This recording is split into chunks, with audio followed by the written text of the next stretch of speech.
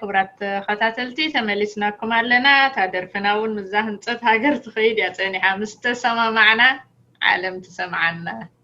حراي اتو عن برهنا باخا خيد قصلها انا سنتا قبللي بصح فللي يبلي نمس سنغال قلت قبل دليتي state building nation building and democracy سي انا تاساساري يزبلو يفعل زي كونس تاساساري ምክንያቱም state building እንተልና ሲ مفتار institutions يو ስለዚህ ትካላት ኣብ ሃገር ተሃንጽ እንተዳው ኮይንካ እተን ትካላት ያተን ገዛርሰን ንዲሞክራሲያዊ ስርዓት ዘገልግላያን ዝኾና ስለዚህ ሓደ ካብኡ مفتار institution ካላይ ቢሮክራሲ ሳልሳይ ዲሞክራታይዜሽን ስለዚህ ምናልባት እንዳደገምኮ ሆን በራብ ተዛሐለፈ እዋን ገሊጽ ስለዝነበርኩ ንምድጋሙ ሕጸራ ቢለ خزارب ስለዝደለኹ ስለዚህ ተኣሳሲሩ ዝኸይድ እዩ እቲ ኔሽን ቢልዲንግ ንገዛርሱ ምስ ስቴት ቢልዲንግ ዝፈላለዩ ነገር ይብሉ ናይ ሓደ ሳንቲም ክልተ ገጽዩ ክልቲኡ ተማላልዩ ዝኸይድ ስለዚህ እቲ ብዙሕ ዝፈላለዩ ነገር የለን ክብል ኢለየ ካልእቲ ናይ ጽቡቕነት ብዘምጻ ናይ ስድራቤት ያ ስድራቤት ሲ መሰረት ናይ ሓደ ሕብረተሰብ እዩ እዮም ዝብሉ ሓንቲ ስድራቤት ያ እኩብ ናይ ዝኩሉ ከም ሓደ ሕብረተሰብ ይኸውን ዝብል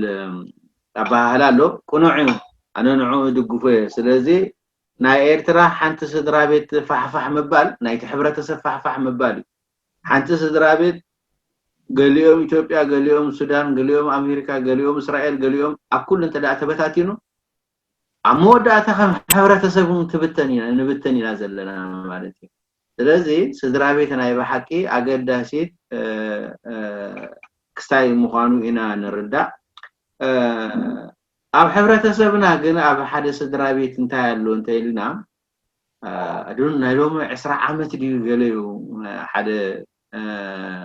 ለባም ሰብ ዝነገሩኒ እንታይም ዝብሉ ሕብረተሰብና ሲ ይብሉ ኣብቲ ናጽነት ምስ መጽ ኩሉ ሰብ ኣብ ኤርትራ መጽኡ ማለት ክሳይን ፈንጠዚያ ነይሩ ዩፎርያ ነይሩ ሓጎስ ነይሩ ገለ ነይሩ ሕጂ ሓደ ሶማሊያዊ አጋጣሚ መጽኡ ኣብ ስመራ ረኺበዩ ይብሉ እጂ ኣብ አፍሪካ ሲ ዲሞክራሲስ ከመዩ ቀልጢፉሲ ይረጋገጽ ሎ ትብል ገለ ኢሉ ሓቲትንስ ዋይ ኖት እንታ ኮይኑ ዘይረጋገጽ ኢለሲ ኣይመስለንን ምክንያቱም ኣብ ሓደ ስድራቤት ናይታ ስድራቤት ክትለምዕን ክትጠፍእን ዝገበራ ሰብኣይ ጥራይ ናይ ሰበይቱ ምኽራ ይሰምዕ ናይ ደቁ ርእይቶ የብሉ ነታ ገዛ ከዕርያ ዝኽእል ንሱ እዩ ከጥፋ ዝኽእል ንሱ እዩ እዚ ኣተሓሳስባዚ ኣብ ሃገር መራሓ ክመጽእ ከሎ ምኽሪ ይሰምዕ ገለ ይሰምዕ እታ ሃገር ናቱ ላቦራቶሪ ዝገብራ ከም ድላዩ ገይሩ ከዕንዋ ወይ ከዓ ክሳይ ከብላ ዝኾነሉ ኩነታት ኢና ንርኢ ስለዚህ ኣባህልና ስገለ ተቀይሮ ክመጽእ ክኽእል ኣለዎ ኢሉስ ነጊሩኒ ዝበሉ ስለተዘከረትን ያዚያ ከካፍል ክሳይለ ይቀነለ ራይት ባወታ ስድራቤት ስምቲ ካይኔታው ኣብ ዝተፋላለየ ሓንቲ ስድራስ ገዲ ኣብ ኣሜሪካ ገዲ እስራኤል ገዲ ኢትዮጵያ ወመሰረት ዝተፋላለየ ቋንቋ ኣለዋ ዝተፋላለየ ባህል ኣለዋ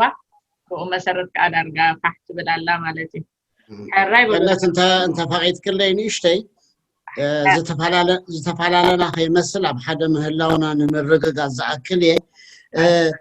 ህንጸት ሃገር ህንጸት መንግስቲ ህንጸት ዲሞክራሲ ንዓይ ወይ ከም ዝወለ ተማላላየን ዲልወን ወ ተማላላየን ግን ዲፈረንት ቻፕተርስ ንኣብነት መጽሓፍ ተጽሕፍሞ ቻፕተር 1 ቻፕተር 2 ቻፕተር 3 ዝብል ዋላ ኣብ ሎጂክ እንተ ከይድካ ቀዳማይ ሎጂክ ተምጽእ ሎጂክ ሰብ እንስሳ ይትብል دحر كلبخا انسساي تبل مو كلب انسسا انت خوينو سب انسسا تخوينو سب كاخر بيو تبل خبا اتلوجي كوبيز مصواتته انت يخبل دلي زلخو كن اس بيلدينج بلوك ስለዝኾነ በበይኑ ጌርና ማሓዙ ምክንያቱ ብዙሕ ግዜ ይጋጭውናይ ብዛዕባ ህንጸት ሃገር هاجراو مننتيا نتا national identity more focus تقبر اتا nations هنصت منغستن تدعينا نتي government structure كنت عنتو يجبلك ديموكراسي تدعي كخاني نتمسلات يا حجي اذن ثلاثه زياتن فلاليادن عمود اس ثلاثه انت تقليلن ግን حنت ملئت خونا زخاله ስለዚህ ملئت خونا اب ثلاثه اننا هنسرح زلنا نخنردو ግን ثلاثه فلالينا كم chapter ጌርና እንትን ሪኤልሞ ተአሳሲረን ዝኸዳየን ፈላሊኻ ግን ከተቀምጠና ይትኸደኒ ኻን ዝበልካ ግን ይቅበሉ በኸምዚ አኽን ከይ ተኸላይት ዘምፃ አብነት ነራ ዲሞክራሲ ኣብ ኤሪትራ ኣብ አፍሪካ ከተተግበር ትኽእል ዶ ባይዘ ወይ ህንፀት ሃገር ኣብ ህንፀት ሃገር ኣብ አፍሪካ ህንፀት ሃገር ኣብ አፍሪካ ይፈተና እንደን ዘሎ ይፈተና ኣሎ ታንዛኒያ ናይ ታንዛኒያ እተዛዓበየን ህንፀት ሃገር ነቲ ሕብረተሰባዊ ምትእስሳሪሉ ዝገበራ እንት ዳርላተ ኮይና ነረረ ጁልስ ነረረ ሱሃል ትብል ቋንቋ ንኹልና ክንጥቀመላ እዩ እጂ ሉንጋ ፍራንካ ኮይና በአገሩ ምትቀቡ ጠቂማ ብጣዕሚ ጠቂማቶም እቲ ካልእ ክማላእ ዘሎ ነገር ግን ገና ስለዘይ ተማለአ ህንፀት ሃገር ኣብ ታንዛኒያ ተማሊኡ ሎይልና ክንዛርብ የጸግመካ ግን ዳርጋ ዝሓሸ ክትብል ግን ትኽእል ኢኻ ብተዛማዲ ኣብ ክስቶን ውሰድ ሓንቲ ቋንቋ ብምግባር ሓንቲ ቋንቋ ንኩሉ ዘራኽብ መተኣሳሰሪት ብምግባርከ ውሕስነት ድያ ንሃገራዊ መንነት ንህንፀት ሃገር ተልካ ከዓ ንሪአን ዘለና ኮይኑ ኬንያ ውሰድ ኬንያ ብዙሕነት ኣለዋ ነቲ ብዙሕነታ መታን ክትኣሳስር ኢላ ቋንቋ እንግሊዝ ገይራቶ ናሽናል ላንጉዌጅ ክትኣሳስር ኢላ ኣብ መወዳእታ ግን ንሪኦ ኣለና ምርጫ ክመፅእ ክደሎ ከሎ ዓሌት ብዓሌት ክትዋዳእ ሓመድ ክትጋበር ከዓ ትሪኢ ኣለና ስለዚ እቲ ሳይኮሎጂካል ሜይክኣፕ እቲ ሓባር ኮይና ከምዚ ኢልና ኢና ክንነብር ንኽእል ኢሎም ናይ ሓባር ክሰርሑ ኣይከኣሉም ስለዚ ብዙሕ ዝተረፎም ኣሎ ዘተን ልዝብንሲ ብዙሕ ተሪፍዎም ኣሎ ሃገር ከመይ ጌርና ኢና ንሓንፃ እተን ሓንቲ ወይ ዝብልናየን ሃገራዊ መንነት መፅያን ድያ ኣብ መወዳእታ እታ ህንፀት መንግስቲ ህንፀት ዲሞክራሲ ዝብል ግን ኣይማልኦንን ስለዚ ነቲ ፈጢሮሞ ዝመስል ሃገራዊ ህንፀት ሃገራዊ መንነት ንዕኡ ከዓ እተን ካልኦት ስለዘይተማልኣ ኩሉ ግዜ ክዕንቅፍኦም ይረኣያ ኣለዋ እታ ሳልሰይቲ ዝበልካያ ኣገዳሲት እያ ነይራ ዲሞክራሲ ኣብ ኣፍሪካ ክምስረት ይኽእል ዶ ምስ በልካዮ ምሲ ኣቦ ድላይ ይገብር ኣቦ ድላይ ዝገብረሉ ኩነት ክሳዕ ዘሎ ከዓኒ ዓለም ሰላም ክትረክብ ኣይትኽእልን እያ ዝበልካዮ እዚ ሆፍስቴድ ዝበሃል ናይ ተመራማሪ እንታይ ዝብል ነቲ ካልቸራል ዲፈረንስ ክገልጾ ከሎ ሓሙሽተ እዮም እቲ ካልቸራል ኣብ ኣፍሪካ ዘሎ ካልቸር ሕጂ ክንሪኦ እንዲና እንታይ እዩ እቲ ኣፍሪካ ዘሎ ካልቸር ንዲሞክራሲ ዝሳነድ እዩ ምስ ዲሞክራሲ ክዋስብ ዝኽእል እዩ ምስ መዋስብትና እንዲኻ ክትዋስብ ትኽእል ሓቂ ገነት ምስ መዋስብትኻ ጥራሕኻ ትዋስብ ሕጂ ዲሞክራሲን እዚ ኣፍሪቃዊ ባህልንሲ ክዋሰብ ይኽእል ዶ ዳርጋ እንተዝጠማመቱ ዝፋለጡ ኣይመስለንን ስለምንታይ እቲ ካልቸርና ንባዕሉ ምስኡ ዝሳነ ይኮነን ብናይ ሆንስቶፕ ዝበልኳ እዛ ካልቸራል ዲፈረንስስ ሓሙሽተ እዩ ዝብለን እቲ ሓንቲ እንታይ ይብላ ፓወር ዲስታንስ ይብላ ፓወር ዲስታንስ ማለት እንታይ ማለት ይመስለካ ኣብቲ ዲሲዥን ሜኪንግ ፕሮሰስ አንተ ይዝበልካ ሰብኣይ ሁሉ ዝውስን ኣብቲ ዲሲዥን ሜኪንግ ፕሮሰስ መን ይዝለዓለ ዞታ ዘሎ እቶም ካልኦት ክፋል ሕብረተሰብ ካብቲ ውሳነት ነጥቢ ነቕጣ ርሕቆም ኣዝዮም ርሕቆም ድም ዘሎ ወላ ይቆርቡ እዮም እንድሕር ቀሪቦም ኣብቲ ናይ ምውሳን ሓላፍነት ክዋሱ እዮም ማለት እዩ እንተ ዳ ርሕቆም ዝተባህሎም ጥራሕ ገይሮም እዮም ዝኸዱ ሕጂ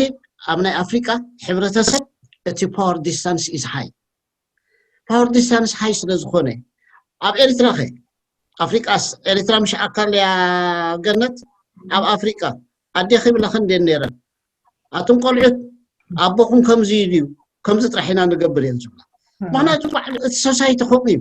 ኣቦኻ ዝበለካ ጥራሕኻ ትገብር ዋላ ተሃደይ ርዒማ ተቐቢላሲ ንደቃ ኸመን ክትሕልፍ ከላ መልእኽቲ እዚ ፅቡቕ እዩ ከምዚ እንተገበርና ይሓይሻ ኩነት እንትብል ኣቦኹም ከምዚ እዩ أبوكم خيخوري أتبل حجي إذا power distance is high أبانا حجي ديمقراطية نايمت تاو تأجم حدث أجم كويل نازله هنس الديمقراطية زبل على استمسنا علنا دعاء نزارة رولي نمبر إتى power distance إذا تكالتشر ناتنا تخيل أيتي masculine and feminine أتي حبرة السبسي نزخون أجمات بحيل جيرو جو فتح الزل masculine تلك كل نجار بحيل جيرو فتح قال جنات كمينا عبينا نجيرا كارلخو نجيرا كارلخو انت بلد يبونا عبينا ولا نعسك الرادة انت تتعقب كم يجرنا نفتحها عند بلد حجة حبرة السبناتنا ماسكولين تبهلناتنا ناي ماسكولين يزرع بايتو تخيط اسكس قبل نتم عبيت سمعيو اسكس قبل نتحيال سمعيو انت تبهل كان ندحر عريخة أخيرك الفيمينين زبهل كالتشر انتايو قال نستيتي بزح جزء من تاعت خيط أب كوبريشن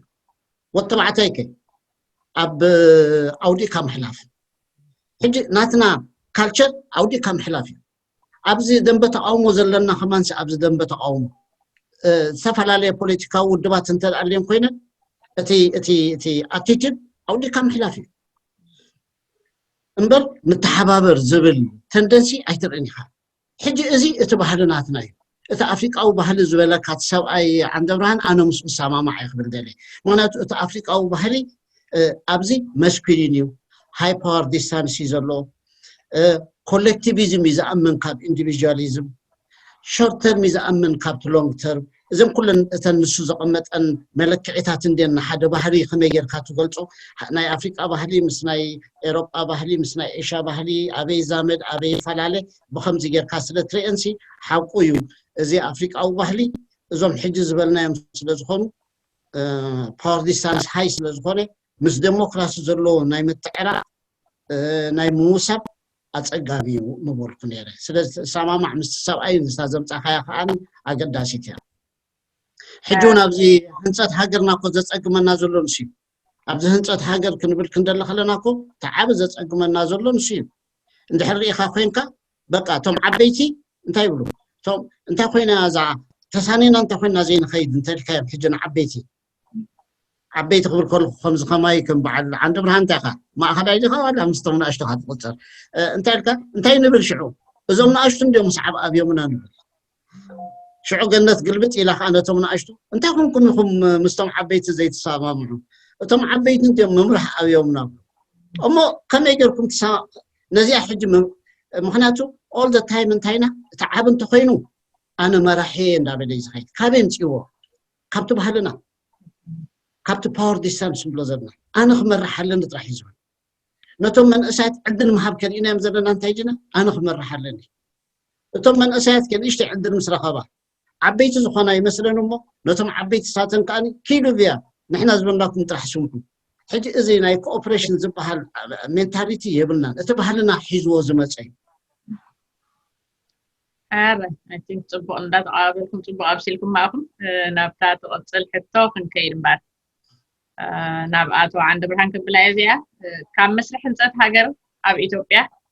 ኢትዮጵያውያን እንታይ ይብሉ نحن ኤርትራውያን ካብኡ እንታይ ጽቡቕን ሕማቕን እንመሃር ብለ ኦኬ እኔ ለም እንታዩ እና ኣብ ህንጸት ሃገርና ኢትዮጵያ ኣጓኒፉ ዘሎ ጸገማት ኢሎም ዝዛረብሉ ኢትዮጵያውያን አሎ እቲ እሱ ከዓ ምስ ምንታይ ተኣሳሲሩ ዝመጽዩ ምስ ኣፈጣጠራ መቋምና ኢትዮጵያ ተኣሳሲሩ ዝመጽዩ መብዛሕትኦም ዝዛረብሉ ማለት እዩ ስለዚ ንኣብነት ናይ ኢትዮጵያ መጻጻ ሞይካ ሞደርን ኢትዮጵያ ሂስትሪ ኣብ በዓል ከም በዓል መንሽሙ ባህሩ ዘውዴ ዲዋላ ዘውዴ ባህሪ ጽሓፎ መጽሓፍ ተዳሪና ካብ አጼ ምኒልክ ነው ካብ አጼ ቴዎድሮስ ዳሓር ሽዒቡ አጼ ዮሐንስ ዳሓር አጼ ምኒልክ አሞዳታ ከም ዝፈጸሙሞ ሃገር ከም ዘቆመ እዮም ዝገልጹ ምስኡ ተኣሳሲሩ ዝመጽእ ግን ኣብ ውሽጢ ናይ ህዝቢ ኢትዮጵያ ዘሎ ህዝቢ ኢትዮጵያ ዘይኮነስ ናይ ኢትዮጵያ ፖለቲከኛታት ኤሊት توم ليكان ابزخون يكون هاجر ولا هاجرنا ولا ابزخون يكون هاجر ህዝቢ خسانن فحكبلون زخؤلو اتوم ፖለቲካል ኤሊት እምበር ህዝቢ ና ሓደ ህዝቢ ካብ ሓደ ህዝቢ በሐንሳብ ናይ መንባር እምበር ናይ ምንጽጻግ ባህሪ የብሉኒ ልክዕ ቆሞ ኣብ ኢትዮጵያውን ኣብቲ ህዝቢ እንተዳ መጽኻ በሐባር ዝነበር ህዝቢ በሐባር ዝሰርሕ ህዝቢ እምበር ሓደ ና ሓደ ዝወረሉ ና ሓደ ካብ ህዝቢ ተበጊሱ ሓደ ና ሓደ ዘጥፋሉ ሁነታት ብዙሕ አይነርን ኢና ግን ናይ ኢትዮጵያ ፖለቲካ በቶም ፖለቲከኛታት ኣብ ዝኾነ ይኹን ሃገር ሼፕ ስለ ዝግበር ኣብ ኢትዮጵያ ዘሎ ናይ ህንጸት ሃገር ስጋብ ክንደይ ከይዱሉ ካብኡ ኸንሕና ምስኮምኡ ዝሳነዲ ናትና ወይስ እንታይ ዝብል ብሕፅር ዝበለ ክሪኦ ዝደልያነ ኣብቲ ታሪኻዊ ኣመጻጻ ተዳሪና ምናልባት እጅና ኣብነት ናይ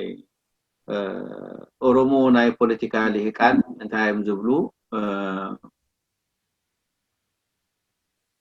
ዘይቃደው ሕልምታት ኣለውናይም ዝብሉ ዘይቃደው ሕልምታት ኣለውናይም ዝብሉ ሓደ ካብኡ ተፍሉጥ ፖለቲከኛ ናይ ኦሮሞ መረራ ጉዲና እዩ የኢትዮጵያ የታሪክ ፈተናዎችና የሚጋጩ ህልሞች ዝብል መጽሐፍ አለው ኣብኡ ክገልጽ ዝፍትኖ እንታይ እዩ ዘይቃደው ሕልምታት ኣለውና ከም ኤሊት not ከም ህዝቢ ከም ኤሊት ከም ኢትዮጵያ ፖለቲካ ኤሊት ዘይቃደው ሕልምታት ኣለውና እዞም ዘይቃደው ሕልምታት ኮፍልና ግን ዝቃደው ሕልምታት እተግህደልና ኢትዮጵያ ክንመስረት ኣለና ዝብል የልዕል እዩ ማለት እዩ በወገን ናይ ትግራይውን እንተዳሪና ተዳሪና بفلا أبزقوا أنا زي جو حدشت ولدوا مسكهم زلون تدارينا يوم زم لهيك أنا نيتجارون نزيز سوا معلو يمسلو ناتم إثيوبيا سي نهاسي ناي هاسي هاجريا سلزي هاسي كأس حلمتاتنا ببينو سلزخونه عمت أنا تاريخنا ببينو سلزخونه ሓደ ካብቲ ጸገም ንሱ ኢሎም ያምኑሞ ገለኦም እንታይም ዝብሉ ምስቲ ዝመጸ ማለት ስኒ ክንደይ ዓመት ተቃሊስና መጺና ስርዓት ፈጢርና ሕገ መንግስቲ ፈጢርና ስለዚ ነዚ ጌርና መጺና ኸድና ኣብ መወዳታ ዓይንኹም ትደፈን ተባሂልና ሲ እዚ ከመይ ጌሩ ክኸውን ክእል ናብ ዝብል መደምደምታ ይበጽሑሞ ስለዚህ መፍትሄ ክኸውን ዝኽእል ዘይቃደው ሕልም ካብሃለው ክንፋታሕ ጥራይ ዘለና ዝብል ብፍላይ ዞም መናእሰይ ምሁራት ናብኡ ዓይነት ድምዳሜ ይበጽሖም ምክንያቱም ከይዶም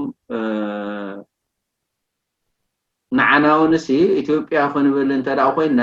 ኢትዮጵያ ንዓና እንታይ ተጠቕመና ካብ ዝብል ኢና ክንሪኦ ዘለና እምበር ኢትዮጵያ ስለዝበልና ጥራይ እንዳተወጻዕና እንዳተቀተልና ንኸደሉ ሁነታት ክፍጠር ይብሉን ዝብል ስምዕታት ተፈጢሩ ስለዚ ኣብቲ ናይ ታሪኽ እንተዳ መጽኻ ያው መብዛሕቲኦም ብናይ ሃፀይ ምኒልክ ዝምልከት ብፍላይ ኦሮሞ ይኹን ተጋሩ ናቶም ዕቃቤታት ኣለዎም بوغن ኦሮሞ نعنا ጨፍሊቁ ኣብ ክሳይ ዝሓዘና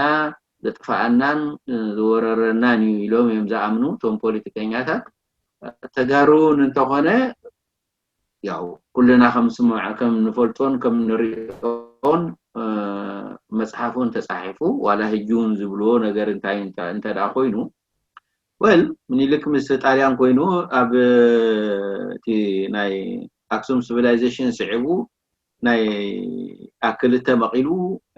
ሓደ ዝነበረ ሕብረተሰብ አክልተ መቂሉ ብኡ ኸዓ ንትግራይ ኣብ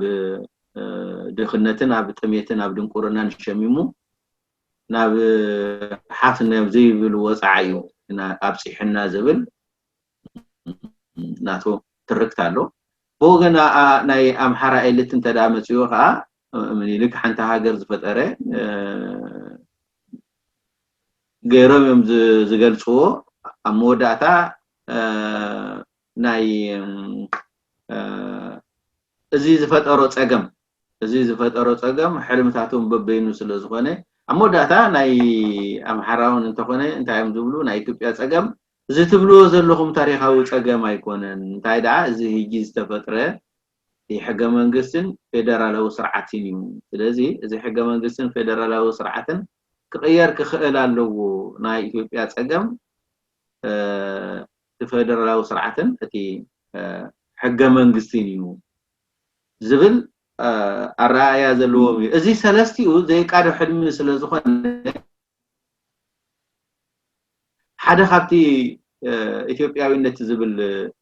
ዓንተውን ዛረቦ ዝነበርና ህንፀት ሃገርሲ ምፍጣር ሃገራዊ መንነት እዩ ንብል ስለ ዝነበርና ከመይ እቲ ሃገራዊ መንነት ተፈጢሩ ዶ ኣብ ዝብል ሓደ ኦሮሞታይ ዝሪኦ ኢትዮጵያዊነትን ሓደ ትግራዋይ ዝሪኦን ሓደ ኣምሓራይ ዝሪኦንሲ ፍልልይ ኣሎ ናብ ዝብል ይመፁ ስለዚ ነዚ ክዕረ ኣለዎ ዝብል ሙጉት እዮም ዘምፁ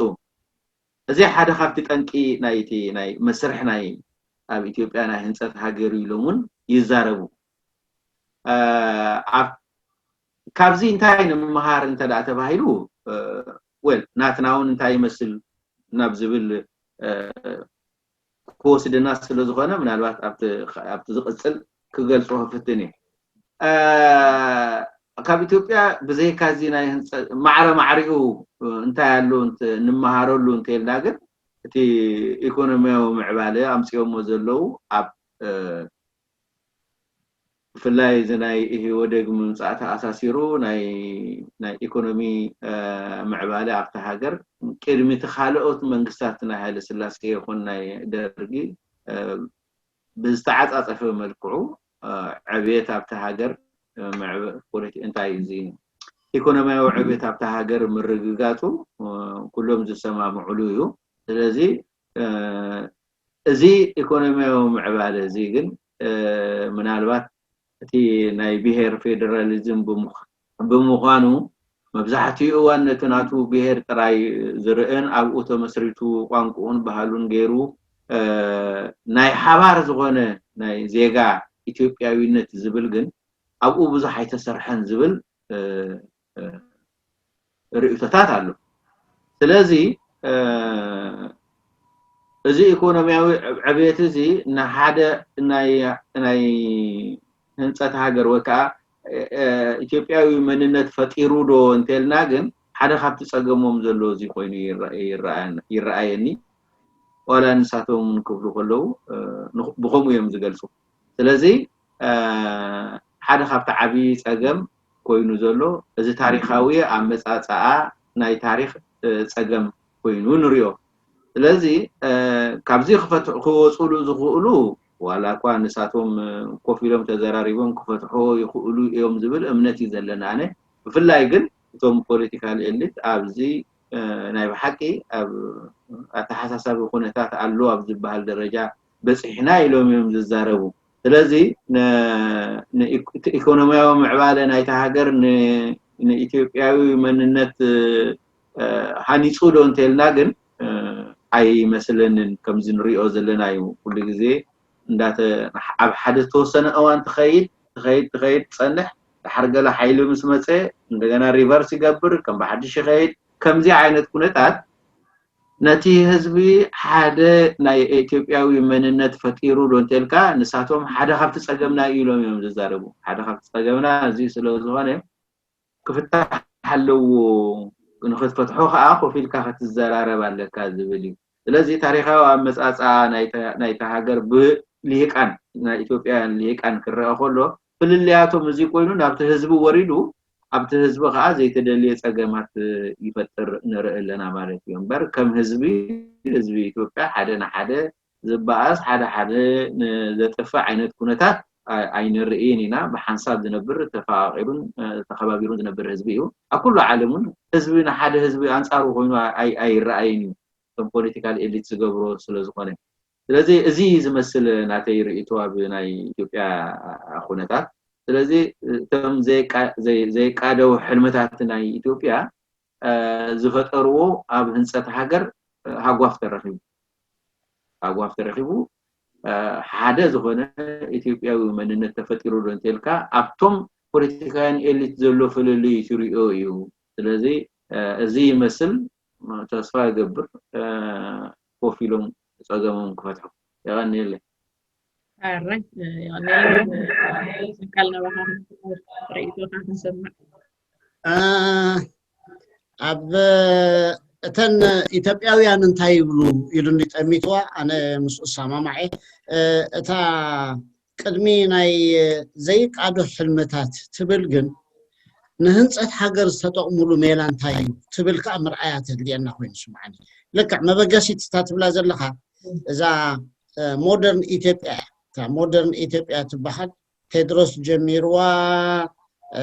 ዮሐንስ ቀፂልዋ ድሓር መለሊኽ ዛዚምዋ ትበሃል ዘላ እንድያ ሕጂ እታ ህንፀትና ኢትዮጵያሲ ማእስያ ተወዲኣ ከም ሃገር ማእስያ ቆይማ እዛ ሕጂ ኢትዮጵያ እንዳበልና ንፅውዓ ዘለናሲ ማእስያ ከም ኢትዮጵያ ትብል ሲ ቆይማ ንትብል እንተዳርኢና 1809 حكيد عن بران شحن شمون تبي سنتسعاني ملاليخ زناقة سلا أب إريترا إذا إريترا تبهر زلا حجة خاني شحن شمون تبي سنتسعاني سلازي من مسرات ناي إريتران ناي إثيوبيا درجة حدا يخطب التخيلها قمت إلى رح نبتي قندو قدينا خنا زامد سلازخونا إريتران إثيوبيا إريترا بمجزأتها تمسريتها مجزأتها وكارتا حيزناينا النبر زلنا إذا إلتران بلازناس مش كارتا ناينا فكارتا خان إحنا زمت أنا زي خناس مجزأت زمت إثيوبيا أي تجزأت نديات بحال ب ناي قدام مجزأتي أتا إثيوبيا تبهاي لازم لحججن بإذا بتزاوري مش مجزأت خاني تخارتا خاني مجزأتي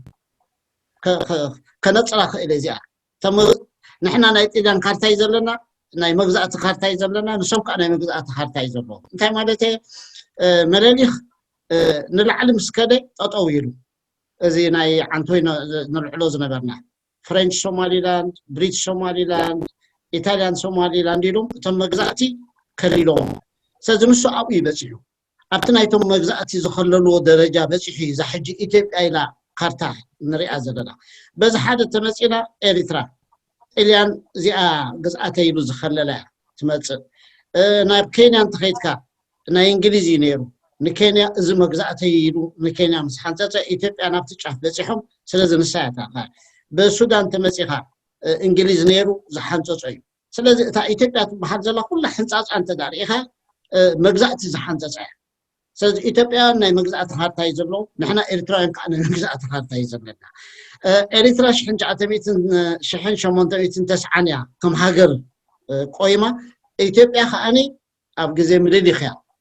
كم هاجر قويمة زحجي إثيوبيا عندنا نسوعة صبوا حج نخيد انتهي ميلا تطعيمهم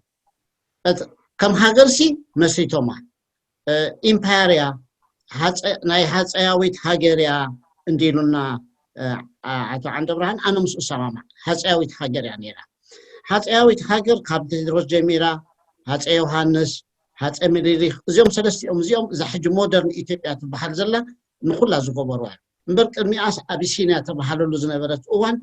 أبزي أب تجراي أمحارا جنملن دابلت بجم زرغولو جنمل أو ترحا شو خمانس درجة بزح جزء مسؤومي أتوي واتس يمنيرا حجي نسو قديفنا زحجي نتحت خيط كان نمبرا ندوبو كيدا إثيوبيا تبحيلا زكول حجي إثيوبيا دابلنا نسو عزلنا أبشحن تعتميتن شحن شمونتميتن تسعة مسألة عدينا نزارب زلنا قام شو جميرون كسا حجي هاجروا من النسجم مسيتهم دي أبتحت حد مجزأت يوم زلوا هاجروا من النسجم إثيوبيا وزبل هاجروا مجنة كل زقبوله مسيتهم دي نتبدأ تحته حجي مس بروفيسور مرارة أنا سامع زيك أدو حلمتات هلو إذا زيك أدو حلمتات زلو بروفيسور مرارة جن أنا أبدا حراي زمع عبلا خوين سمعني أتقدم زنبر أوانجن نهنسات حجر تبهيلو زتسرحي ميلا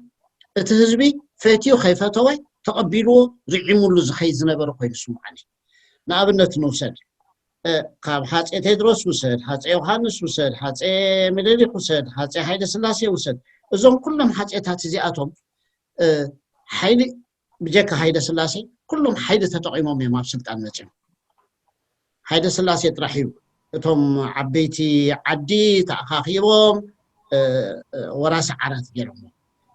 ብንሽኡ ከሎ ሓይሊ ከይተጠቅመ ስልጣን ዘይሓዘ ስለዚ እቶም ካልኦት ግን ኩሎም ሓይሊ ተጠቂሞም ስልጣን ይሕዙ እሞ ነቲ ህዝቢ ከረጋግእዎ ግን ኣነ ቦቦይ ወይ በደይ ዘርአ ሓረገይ ምስ ንጉስ ሰሎሞን ናይ እስራኤል ዘተኣሳሰር ይኽብል ክኽእል ኣሎ ከም አንተ ዘይልካ ከም ንጉስ ኣይቅበሉኻን እቲ ዝፀንሐ ስለዚ እዞም ኩሎም ዞም ነገስታት እዚኦም ክመፁ ክደልዩ ከለው ቴድሮስ ብጓልዩ ዮሃንስ ብጓልዩ እቲ ሓረግ ዝምድንኡ ናብ ንጉስ ሰሎሞን ኢሉ ዝወስደ ሓረግ ምሸላትኩም ተመዚዛ ትኸይድ ሓረግ ዮሃንስ በደዩ بقول لي أنا سوري بدخ بدي لي قرطع من اللي أنا ترحي بوبو زي تقارارات حرق حزز غير زرلكم إلو زعمل حجي تي زرقهم نبدا فمو حدي نيخون عملاق ولود حدا خصو يبن فاسيليداس أنا بفاسيليداس جري زخي دبل بيكون عمنا جري غي دبل بالبندنقر جري ناب نقول سولومون يبصح يبل زيو حجي تا اب ايثيوبيا كم هاجر كوينكا كتغزر كمنغستي كتغزر نقول سب كتم حاضر انت اخينكا ناي نقص سولومون زر لن كتخلالك حجي نزي از فتره تاخنتايا انت دالكا تا مصحف تا كبرى نغست the glory of the kings اب ايثيوبيا نقص كينكا نختنبر تا كبرى نغست يا حنتي ديكتيت تجبر معناته تهزبي نتا كبرى نغست تقبلوه نغساوي سابا كاب نغس سولومون وليدا دحر قبويو زابير زقوبيو مس يسوع كريستوس يزامدو سلازي زمدنا لنا مسؤول تدعيلك قبوي خاصه هاجر كتم حاضر زغير زمرت صكاي سلازي تسب امين يدي قبل كم تزبلكم كلهم حيل تطعيمهم ما سلطان مجم كبرى نغست تبل مصحفهم تا تهزب زامنا زنبره امنت تا سوفتوير كبرى نغستيا the glory of the kings انا خاويه مسمري خاويه زهير زبارخني زهير كمرح يلو زفطرني نعكم كمرح زهير زلاخني يلو كأمن كخرالو امين يبلو كلهم سلازي زيا كبرى نغستيا سلازي اتي هنصت هاغرهم امنتاي مركوس غيرو نتبل انديا هنصت هاغرسي تميلاس تطقمو الانسترومنت انتاي نيرو تدعلكاني حنت كبرى نغستيا تخلعيتها فتح نغستيا فتح نغست خاني نتي ايثيوبياوي ارثوذكساوي توحدو زبل هايمانوتاو امنت تغلص نعو متأثر غيرها تخيل سلازي كلهم زم زبلناهم ቴድሮስ ዮሐንስ ምኒልክ ዝንብሎም ዘለና ኩሎም ኣብ ስልጣን ምስወፁ ብክብረ ነገስት ጥራሕ ኣይኮነነት ህዝቢ ኮኑ ዝፍቱ ብፍትሐ ነገስት ከዓ ነታ ኦርቶዶክሳዊት ኢትዮጵያዊት ኦርቶዶክሳዊት ተዋህዶ ቤተክርስቲያን ከም ናይ ሃይማኖት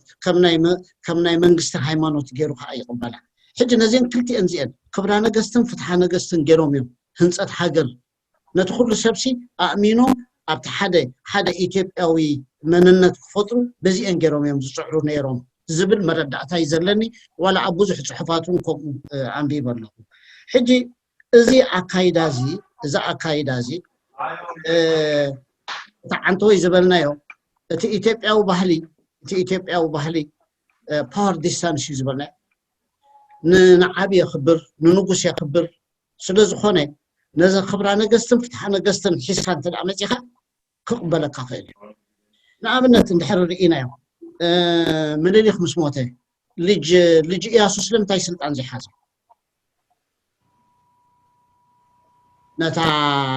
ነታ ክብረ ነገስት የማልእ እዩ መስመር በደ ዘርኢ ናብ ንጉስ ሰሎሞን እዩ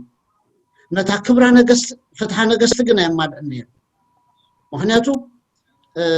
ብናይ ኣቦኡ ወሎ ስለዝኾነ ብምስጢርሲ መስሊሙ ነይሩ ዓስራመይቲ ውሽም ኣላቶ مسسلام تدناغاص እዩ مليلي 500 نتم زنورو عبيت غدي اوريدو نغديهم كابسلام كاني شمت كب جميل سلازي ازي نتا كبر نغست تبل اتا هاجر ناتنا بخلت عنو ديا تقوم ما زلامو نعا يفرسال لو يلوم توم عبيت عد بمولهم قبعت كهابو استوسن عمت اب حلافنت صنيحو نحايد سلاسي امصم نكسنت يبوم حجي اتا ኢትዮጵያውነት ትብል እታ ህንጸት ሃገር ትብል ኣብ ክብራ ነገስትን ፍትሐ ነገስትን እንተመሰከር ነይረን ክሳዕ እዚ ሓፀይነት ኣብ ኢትዮጵያ ዝጠፍእ ክሳዕ ሃይለ ስላሴ ዝጠፍኡሲ ቤዚካሊ ኣብ እዚ ተመስረተት ያለ ሕጂ እዚ ኸ አንተ ወይ እንታይልና ህንጸት ሃገር ብኸመይ ይረጋገጽ ምስ ዓንደ ብርሃን ክንዛረብ ከለና ኣብ ክብርታት እዩ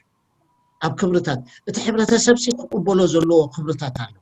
نزيان تقبلون نيري نزيان زي قبل حبرتسب مسمصي دحر هايله سلاسي بمسروت تمهارو يونيفرسيتي زباغاغسو تمهارو زيهم كلهم تحققوا جميرو نتي نو كومونيزم زنبوبو ساز نتا خبر نغس نتا فتح نغس زي قبلوا كومونيزم زنبوبو نخبر نغس زي قبلوا نحنا سلموناوي نادو نحنا كابزغير استمرصناينا زيبل ديمقراطي زولو አካላት እንዳ ተፈጥሮ መስቆዱ ቻሌንጅ አጋጥሞ ተሐጻይነት አተሳይሩ ማለት እዚ ሪቮልት መስመጽ ወታደራዊ መንግስት መጽኡ በዓል መንግስት ዘለዎ ናይ ተማሃሮ ዩኒቨርሲቲ ተማሃሮን መንቀሳቀስን ደጊፉ ናብ ኮሙኒዝም አትዩ ስለዚህ ኣብታ ቀዳመይቲ እዋን እተ ሜራ ዝተጠቅሙሉ ኢትዮጵያውያን ሃገራዊ መንነት ኣብ ምህናጽ ክብራ ነገስትን ፍትሐ ነገስትን قصال خوينو خيدا يكال كومونيزم مصيو نعوت فيه هايمونوتات فيه امجرشا ملك شقالو اتا خبر زغبار انتاي كله معري اذا خبر زي اخ كله قبلا خيدو دو امجرشتا نكله بمعرج يراتو دو تا كومونيزم كم كل عالم زغاطمت كومونيزم نتهابتم مستدخا معرض نخغبر نتدخا يكوننا هافتم كله طفتينو كلت نوحين حصيرن ترجم جنتنا واحد يخي سنقال حصير تقوينس نن جنتن سنقال معنا نختغبرسي نجنت اغرا قرص لك عينتي سانخن ጫማህን እታ ሳንኺ እታ ጫማ ዘምጹልክ እንተ ደኣ ጸቢባታ ነታ እግርኺ እታ ናጻዕት እግርኺ ቁራጽ ኣለዎ ነታ ናብታ ሳንኺ ተኣቱ ስለዚ ኮሙኒዝም ልክዕኩም ዓይነት ፊሎሶፊ ስለዝኽተል ነቲ ኢትዮጵያ ነቲ ዝነበረ ባህሊ ብሙሉ ዲስራፕት ገይሩ ኣብ ጸገም ኣትዩ ኣብ መወዳእታ 17 ዓመት ጸኒሑን ኢትዮጵያዊ መንነት ዝበሃል ኩሉ ማሕቢሩ ክሕዝ ዝኽእል ክፈጥር ኣይከኣለን معات infrastructure يرو تمرتو ناس فافيحو نيري اتا سللبونا ግን نحنا كلنا حدينا زبل ግን كفترا يكاله دحر انت داريخه ناي يهودك بچم يهودك كاني ني ኢትዮጵያሲ እትቀንድ ጸገማ ናይ ብሄር ሓርነት ብሄራዊ ሓርነት ብሄር ናጽን ሓርነቱ ይረኸበን ኣብ ክንድ ተወድሰብ ሓርነቱ ዘይኮነ ስታ ብሄር ታብሄር ነታብሄር መሰረት ገይሮም ኩለን ተፈቃቂደን ጥሕን ክነብራ ዘለዎን ኢሎም እዚ ፌደራል አሬንጅመንት ብሄር መሰረት ዝገበረ ገይሮም ሰርሐት መስል ነይራ ኣሞዳታ ግን ግዝያው ሰላም ፈጢራ ነይራ ግን ከም ሓደ ሕብረተሰብ ከም ሓደ ሸሸ ኢኮኖሚክ ሕብረተሰብ ንኩሉ ሰጢሙ ዝኸይ እቲ ምትእስሳር ናይ ሕብረተሰብ እንጂ ከተምጻይ ካለትን ايزر افورمولا تغايو واي ام تغبار تغايو كتفطر ايكالتن سلازي اتي ايثيوبياوي حدا ايثيوبياوي مننت ستيل كفطر ايكالو سز فيل غيرو حجي ناي دكتور ابي كامچيو ازي بروغريسيف بارتي زبل ناي بلصغنا تبل نعو خانتايم زبلو زلو ازي بروغريسيف غوسبل ناي هامنتاو امنت حيزي زخيزر نسو ሃይማኖቱ ጎስፔል ፕሮግሬሲቭ ጎስፔል ትባሃል እቶም ሽመት ዝህቦም ዘሎ ኩሎም እቶም ናቱ ኣብቲ ከባቢኡ ዘሎ ኩሎም ተሪኻም ነትናቱ ሃይማኖት ዝኽተሉ ሰባት እዮም በዓል አባዱላ ገለመለን ተልካ ኩሎም ለማ ገለመለ ገለተልካ ኩሎም ሳቶም ሕጂ ኣብ መወዳእታ እቲ ሃይማኖታዊ እምነት ኣብ ሃገር ኣብ ሃገራዊ መንነት ኣብ ምፍጣር ገጾም ይኸድሉ ክሰርሕ ዝኽእል ከዓዶም ንሪኦ ዘለና ዕግርግረ እቲ ኢላ ስለዚ እንታይ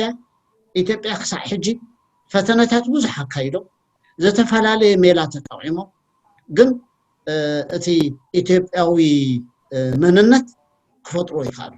ኢትዮጵያውያን ሓደይና ዝብል ክፈጥሮ ይኽእሉ ካብ ዝገርመካ ዓንዲ ብርሃን ኢትዮጵያ ትፈልጣ እንዲኻ ኣነ ከዓ 19 ዓመት ተቐሚጠ ኣላ እንዴ ጎጃም ትኸይድሲ ምስ በገ ምድር ምስ ወሎ ገለ ምስ ተማምሓሩ ዘለዉ ኣሕዋተይም ኢሉ ኣይሓስብን ጎጃሜ እዩ ዝብለካ ወለየ እዩ ኣነ ጎጃሜ ምስ በለ ምስ ተመክሐ ሕጂ ንሕና ግን ኣብዚ ኮይንና እንታይ ንብል ንዕኦም ከማንሲ ከም ሓንቲ ኣምሓራ እንዳበልና ክንፅውዖም ንፍትን ኣብ ውሽጦም ከማንሲ መዓት ፍልልያት እዩ ዘለዎ ክብል የደልየ እዚ ንሪኦ ዘለና ናይ ኣምሓራን ኦሮሞን ሕጂ ዘጋጥም ዘሎ እንድሕር ሪኢኽዮ እቲ ሜንታሊቲ ኣብ ኢትዮጵያውያን ኢትዮጵያዊ መንነት ሓደ ፈጢሮም ዶ እንድዩ ስልጣን ዘዝመፀ ኣምሓራይ እንተመፂኡ ነታ ኢትዮጵያ ናተዩ የኛ ነች ኢትዮጵያ የኛ ኢሉ ዝሓስብ ድሓር እሶም ወሪዶም ትግራዎት ምስ ወፁ ናይና እዛ ኢትዮጵያ ናይና እያ ክብሉ ጀሚሮም ኦሮሞ ከዓ መፂ ሕጂ ከዓ ኬኛ ክብሉ ጀሚሩ ኢትዮጵያ ኬኛ ኢትዮጵያ ናትና እያ ክብሉ ጀሚሩ ስለዚ እቲ ተረኝነት ዲኻ ትብሎ ኔርካ እንታይ ታራ ናይ ታራ ዓይነት እንዳገበሩ እዮም ዝኸዱ ዘለዉ ነታ ኢትዮጵያ ሲ ተሓደ ይመፅእ ናተያ ተሓደ ይመፅእ ናተያ ተሓደ መፂኡ የኛ ናይና ኬኛ እንዳበሉ ጥራሕም እንዳተቀያየሩ ዝኸዱላ ዘለዉ ስለዚ እቲ ሃገራዊ መንነት ክፈጥሩ ኣይከኣሉ ስለዚ እቲ ፕሮፌሰር መራራ ዝበላ ዘይቃዶ ሕልምታት ኣለና ዝበላ ሓቂ እዩ እንድሕሪ የኛ ክትብል ፀኒሕካ ተሓደ መፂኡ ናይና ኢልዋ ነታ ኢትዮጵያ ተሓደ መፂኡ ኬኛ እንተ ኢልዋ ነታ ኢትዮጵያ ዘይተፈልየ ሕልምታት ኣለካ ማለት እዩ ከተተዓርቆ ክትፍትን ክትክእል ኣለካ ስለዚ ኣብ ዘተን ልዝብን ኣትዮም ግን ካልእ ፎርሙላ ገይሮም ሃገራዊ መንነት ቅድም ክፈጥሩ ክኽእሉ ኣለዎም ከም ሓደ ኮይንና ክንነብር ሓንቲ ኢትዮጵያ ትበሃል ክህልወና ኣሎ ኢሎምሲ ገና ዘይተወድአ መስርሕ ኣለዎም ዝበላ ግን ትርዳእኒ ከም ፕሮፌሰር መራራ ዝበላን ከም ዓንዲ ብርሃን ሓወይ ዝበላን ብዘተን ልዝብን ጥራሕ ከዓ ዝክፍጠር ዝኽእል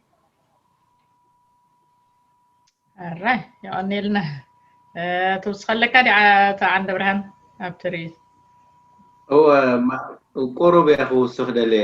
مالت أنتي قبل دليم كلنا نكتاتلو زلنا هنا إثيوبيا خنتا نابي جزء خمر رحيو بزح تسلق زبالي مزه جزء خناتنا بوليتيكال تدارينا جن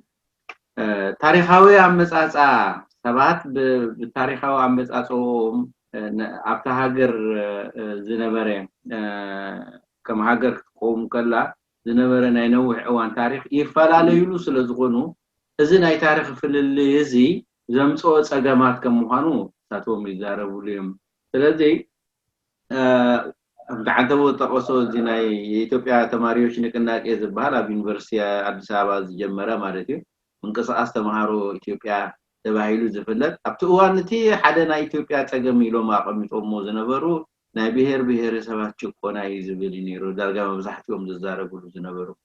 ስለዚህ ገለ ናይ ማለት ናይ ዝህጂ እዋንሲ እዞም ናይ ቀደም ናይ ሱሳታት ወለዶ ዘምፅኦ ፀገም እዩ ኣብዚ ኣብፅሒና ዘለዎ ዝብሉን ኣለዉ እዮም በቲ ይኹን በቲ ብፍላይ ህጂ ንሪኦ ዘለና ኩነታት ተዳሪእና ኣብዚ ወለዶ እዚ ተፈጢሩ ዘሎ ህይወት ደግሲ ሓደ ዲማንዲንግ ሶሳይቲ ፈጢርና እዩ حتى ولدو فكرنا لنا يزبل مورات فكيروم يوم أتحسسبا تغيري وبتحرر حسب نتي تاريخ كم نعتاتهم زسمو عن غيرهم ززارة زلو ስለዚህ እዚ ዘምጽኦ ጸገም ምናልባት ከመፍትሕ ተባሂሉ ናይ ፌደራሊዝም ምምጽኡን ቀንዱ ከዓ እቲ ሕገ መንግስቲ ምህላውን كم فتح متيو درجة مبزحتهم كنبل نخل يسامعوا يكونوا زبل امنات علينا انا ابتي ناي فيدراليزم يكون ابتي ناي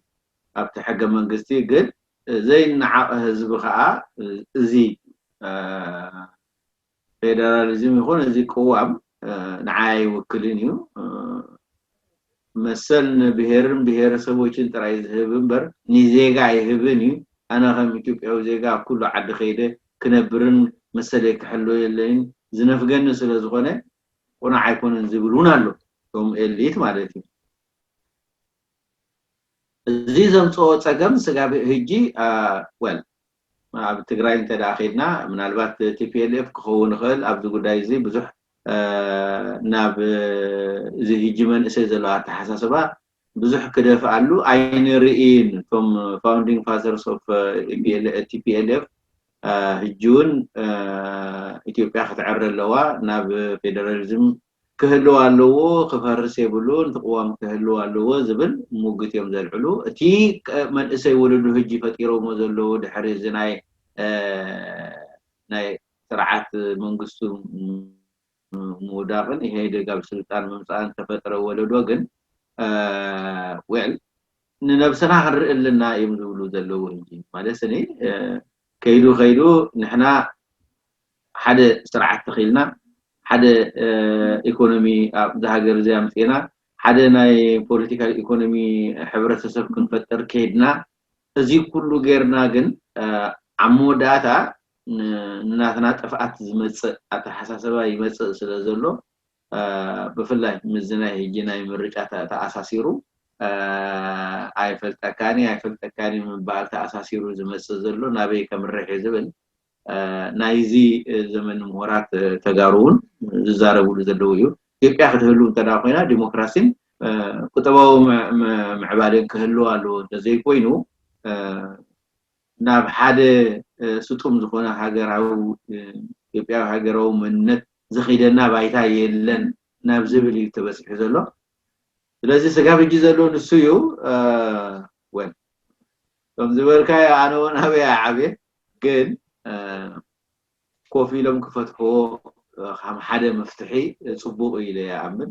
ክፈትሖ ተስፋ ገብር ይቀኒል راي نيش تاخنا كستاخن غارا توم فاوندينغ فادرز ناي تي بي ال اف فيدراليزم كله لو يبلو انا بوغني سماما مخنيات اوريدي ابايتا حد حق فتيري فيدراليزم سريح دي سرحن نسمون بعلاتهم تاكيبهم جمجما غيروم سي اي سرحن يلوم جو حجي تزبا زلون تايم اب فصاصمايو صغر نير نانا اب فصاصماي كونن እቲ ዲዛይን ተቀዲዩ ጸገም ነይሩ ና ፈጻጽማይ ጸገም ነይሩ ናብ ዝብል ሕጅ ንግደፎሞ እንድሕሪ ኣብ ፈጻጽማ ጸገም ነይሩ ኮይኑ እቲ ዝጎደለ ሕጅ ክማላእ ክኽእላሉ ከም ናይ ሓደ ፖለቲካ ኢኮኖሚ ሕብረተሰብ ኮይኑ ክነብር እንተዘይክኢሉ እቲ ሕብረተሰብ እታ ኢትዮጵያዊ መንነት ክፈጥራ ይክእል ኣብ ንዓኣስ እንታይ ልካሲ ቶም ኤሊት ስራሕ ንብል ኣለና ኣብ ኦሮሞ ዘሎ ኣብ ሓራ ክልል ከይዱ ክሰርሕ ይክእል ምክንያቱ ካብ ንእሽቱ ጀሚሩ ብኦሮምኛ ጥራሕ ተማሃር ኢሎም ብኦሮምኛ ጥራሕ ይዝኽእል ትግርኛ ኣምሓርኛ እንተዘይ ክእል ኮይኑ ኣብ ትግራይ ከይዱ ክሰርሕ ይክእል ኣብ ዓዲ ኣምሓራ ከይዱ ክነብር ይክእል ፕራክቲካሊ ዝተዓፅወ ኢኻ ዘለኻ መንደቕ ኢኻ ትገብር ዘለኻ ማለት እዩ ንኩሎም ከዋስቦም ዝኽእል ንኩሎም ሓቢሮም ክነብሩሉ ዝኽእሉ ኩነታት ክትፈጥራ ይከኣልካ ስለዚህ እንታይ ክትገብር ዘለኻ እንታይ ክገብርና ቦታና መጽዩ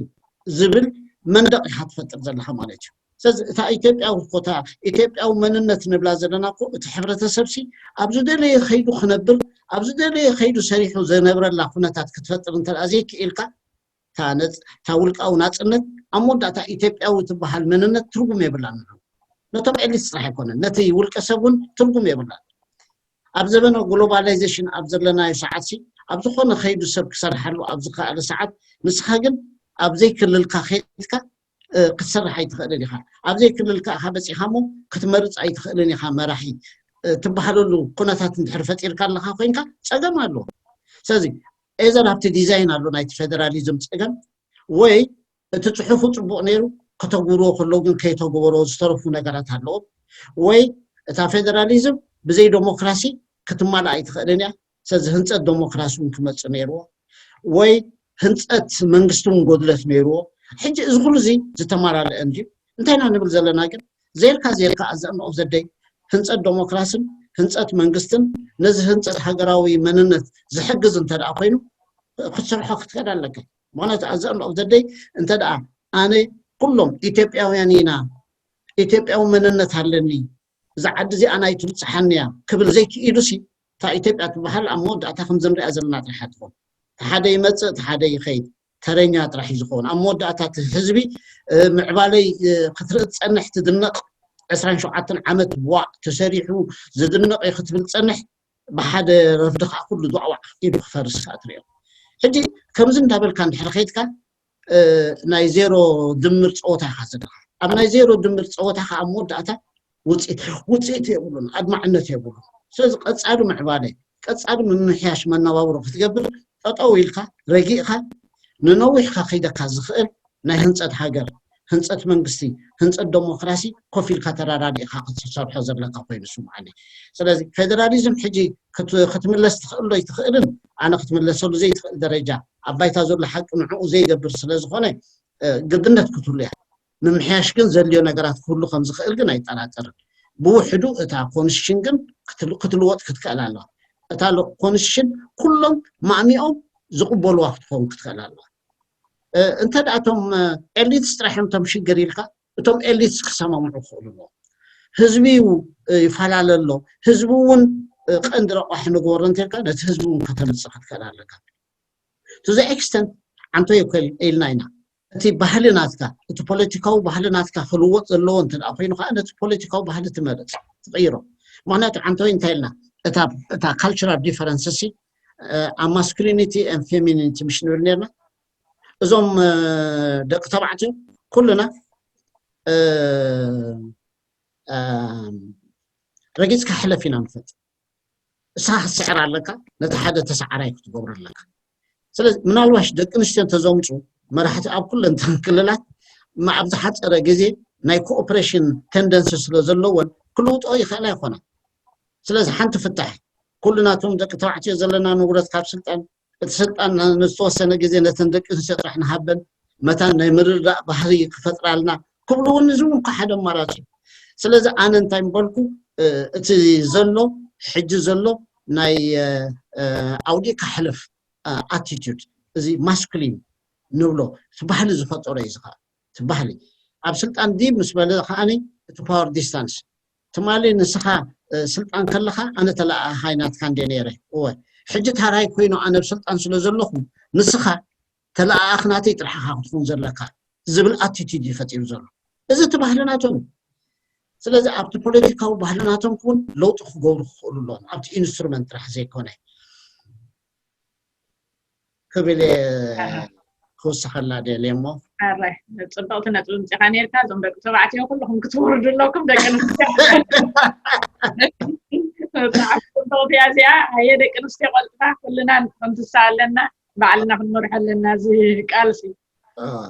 احنا بعرف حجينا بعرف تخنوت امه انت عرفت تخن من لسكم هنا خبرات قتاتلتي اموداناينا ثانك يو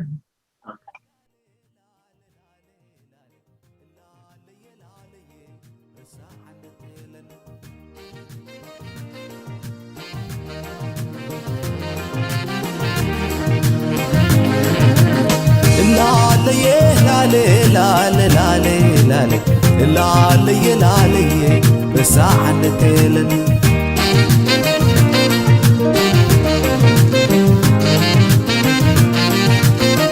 بساعة نويت بي لمكفاتي من خلا بساعة نويت بي لمكفاتي من خلا إلا لتدرك يا فاتي كفول بلا من تبيلا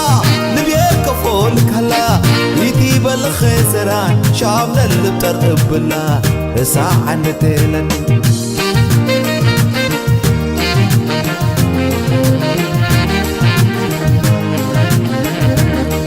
أنا كفو سافر والبيك فو تلني أنا كفو سافر والبيك فو تلني كل سافر من بي إذا من يبيلني يا حد بقراية يكفيني هي كردي بإسات ويحز وحزيني رساع عنتيلني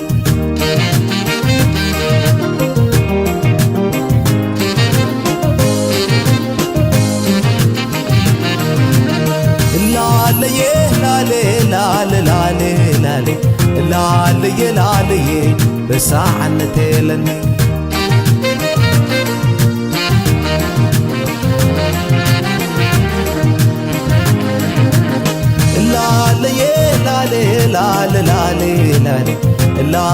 لالي بساعة نتيلني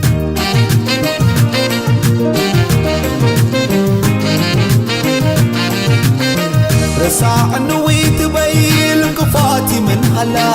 رساع نويت بي لمكفاتي من هلا إلا لنت تركيا فاتي كفول بالله وانت من دتبيلا لبيا كفول كلا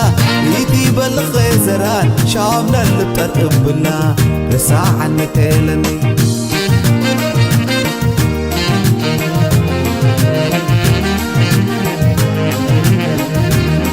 لبي حنين ملايو رحمة تسلم كم سلام لبي حنين ملايو رحمة تسلم كم سلام ولبي أكي أدبو